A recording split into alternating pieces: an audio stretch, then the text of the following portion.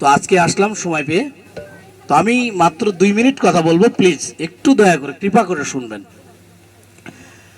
প্রথমত কথা হচ্ছে, আমাদের সমাজ এতই অধঃপতিত হয়েছে যে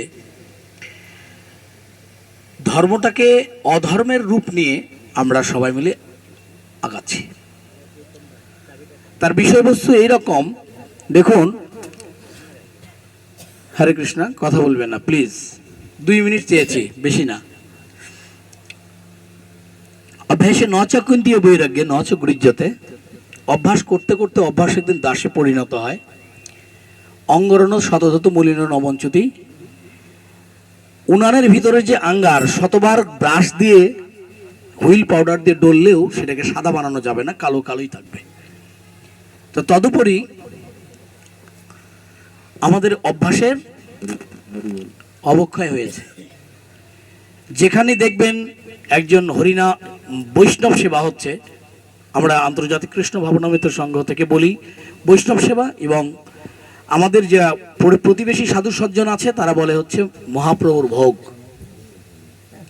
তো যেখানে ভোগ হয়, আমি ম্যাক্সিমাম ভোগে অ্যাটেন্ড করার পরে দেখেছি ভক্তরা ঠিক ঘড়ি ধরে 3:30 বা 2:30টার মধ্যে সেখানে আস্তে আস্তে যাওয়া শুরু করে। বাসা থেকে চিন্তা করে ওখানে তো রান্না হচ্ছে, হয়নি, তো ওইখানে যারা কীর্তনীয় আড়া আসছে কীর্তন করতে থাকুক, পরে আমরা গিয়ে খালি প্রসাদ পাবো, চলে আসবো। না মিথ্যা বলছি? হরে কৃষ্ণ, হরি বল। তো বিষয়টা হচ্ছে এরকম, আপনি যে বাড়িতে প্রসাদ পাচ্ছেন সেই বাড়িতে প্রসাদ পেলে আপনি হচ্ছেন ঋণী। কি হচ্ছেন? ঋণী। তা সারাটা জীবন তো ঋণ করেই গেলেন, এই মহত্বপূর্ণ প্রোগ্রামে ভগবানের সেবায় এসেও আপনারা ঋণ করছেন। এই ঋণ থেকে মুক্ত কে করবে আপনাদের? আমাদেরকে কে মুক্ত করবে? একবার ভেবেছেন কি? আমি মহাপ্রভুর ভোগে গেলাম, প্রসাদ পেলাম, চলে আসলাম, আমি তো ঋণী হয়ে গেলাম। এত সহজ সাধ্য জিনিস নয়। আরো একটা মর্মাহত কথা, আপনার বাড়িতে আমি এসেছি, আমার বাড়িতে মহাপ্রভুর, আমি উত্তম সরকার বলছি, প্রভু হরে কৃষ্ণ, দণ্ডবোধ প্রণাম, আমার গৃহে একটু ভাগবত সঙ্গ করেছি, সপরিবারে নিমন্ত্রণ, আপনারা আসবেন। উত্তম, যাবো যাবো, যা রে ভাই, যা যা যা যা। আরে কাকা যা তো, সমস্যা নেই। নিমন্ত্রণ গ্রহণ করেছেন বিধায় আপনার জন্য এখানে উনি একটু প্রসাদের ব্যবস্থা করেছে। তো ভাগ্যক্রমে আপনি আসছেন না বা ইচ্ছা করে আসছেন না, প্রসাদ গ্রহণ করার কথা বললেন, কিন্তু আপনার জন্য এখানে রান্না হয়েছে, আপনি অ্যাটেন্ড করলেন না, সেই প্রসাদটা কে পাবে?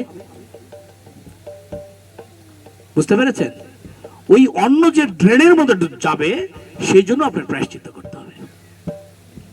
নিমন্ত্রণ গ্রহণ করার আগে 10 বার ভাবতে হবে আমি সেখানে যেতে পারবো কি না। যদি নিমন্ত্রণ গ্রহণ করেন, আপনি বলে দিবেন, না পারলে করজোরে বলবেন, বাবা রে আমার বাড়িতে অসুস্থ রোগী আছে, বা আমি পাচ্ছি না, বাবা তুই মনে কষ্ট পাস না, আমার যদি সুবিধা হয় আমি যেতে পারবো, না হলে অপরাধ নেওয়া যাবে না, আমি যাবো না। আপনাকে কি বকাগালি দিবে? কেউ কেউ না। তাহলে উনি চিন্তা করবে যে ওনার বাড়িতে 8 জন ভক্ত আছে, আসবে না, একটা লিস্ট থাকবে, 300 জন, 200 জন, 100 জন, তাহলে আমার ওই প্রসাদটা নষ্ট হবে না। ঠিক আপনি 2টার সময় আসলেন, আমি প্রভু বলতেছি, প্রভু ভক্ত কই? আমরা 500 জনের আয়োজন করেছি। প্রভু হচ্ছে, প্রভু একটা কাজ করি, এখন ভক্ত তো আসবে না, 10-12 কেজি চাল উঠাই দিই। 12 কেজি উঠাই দেওয়া মাত্র 100 জন এইদিক সেদিক দিয়ে একবারে এইদিক দিয়ে চলে আসছে। এখন তো মাথায় হাত, সর্বনাশ, 12 কেজি উঠাইলাম, এখানে 200 লোক, এখন প্রসাদ পাবো কেমন করে? এই তাড়াতাড়ি গরম জলের মধ্যে আবার অন্ন দাও, গরম হাউ হাউ করে গরম। কথাটা বুঝেন কিন্তু মা বাবারা, বুঝেন? এই গরম অন্ন পেয়ে আপনারাও এইরকম সার্ভিস করছি, আপনারাও ঠোঁটে পুড়ে জিব্বা পুড়ে খেয়ে পাচ্ছেন না তৃপ্তি, পাচ্ছেন না শান্তি। উত্তম সরকারের হচ্ছে অপরাধ। এটা শুধু উত্তমের বাড়িতে না, এটা আপনি যে সুভাষ সরকার, আপনি যে গৌরাঙ্গ সূত্রধর, সেম সবার ঘরে ঘরে একই অবস্থা।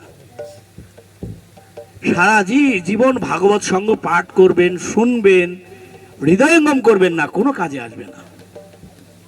আমি এই জন্য বলছি, অভ্যাসে নচ কুন্তীয় বৈরাগ্যে নচ গৃহ্যতে, অভ্যাসটাকে আগে দাসে পরিণত করতে হবে আমাদের আত্ম উপলব্ধির মাধ্যমে। আমার যদি অপরাধ হয় আমাকে ক্ষমা করবেন প্লিজ। তাহলে এই বৈষ্ণব সেবায় কয়টায় যাওয়া উচিত? সবাই বলুন, কয়টায় যাওয়া উচিত? সকাল সকাল না, ঠিক আপনি সকালবেলার প্রসাদ পেয়ে আপনার বাড়ির কাজটার সঙ্গে সঙ্গে সুন্দর করে সাজিয়ে গুছিয়ে করে আপনি 11:30টার মধ্যে সেখানে উপস্থিত থাকবেন।